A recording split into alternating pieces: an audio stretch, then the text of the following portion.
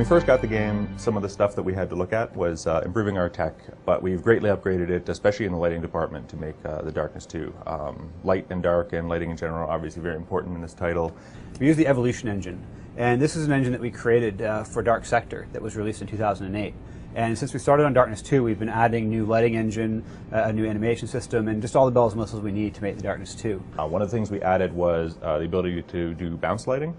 In the past, our engine supported direct lighting only, so light would shine on one object, and that would be all that you would see. The light wouldn't bounce or anything like it does in the real world. Now with our new engine, we have bounce light. The light hits the walls, hits the floor, goes all over the place, and gives us a much more pleasing, realistic effect. This light can also pick up colors from the textures on the surfaces. Ambient areas are generally quite dull. Once you take away sort of the nice dramatic lights, you're not left with much. It's often the environment can look very drab, very flat, very monochromatic. We wanted to get away from that any way we could. We also look for any excuse we can to add light to the scene. So here we're in a grungy New York alley. We made sure we have a lot of lights on in the windows, stuff that's off of the gameplay path, things that you know will not affect your character, but will add visual interest to the scene. You lied to me, Jackie Estacado. This also played in with the look that the art director wanted of the game. We wanted a very high contrast look, which means bright brights and dark darks anyway.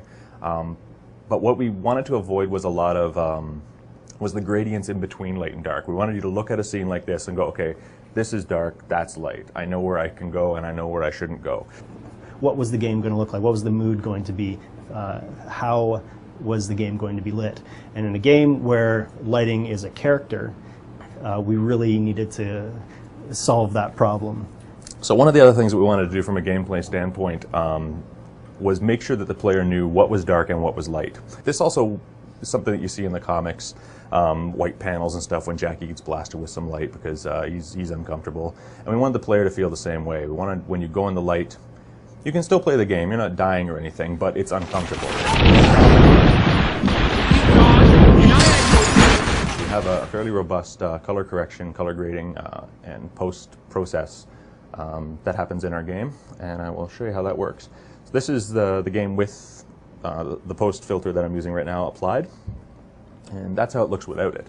So when I just light the game on its own, this is what you get. And it's not super visually compelling, to be honest.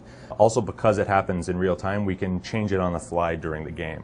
So if we want to, for story beat reasons, warm up a scene, cool down a scene, you know, if we want to make an interior different than an exterior, we just use this, and it's quick and it's easy, and it gives us some really nice results.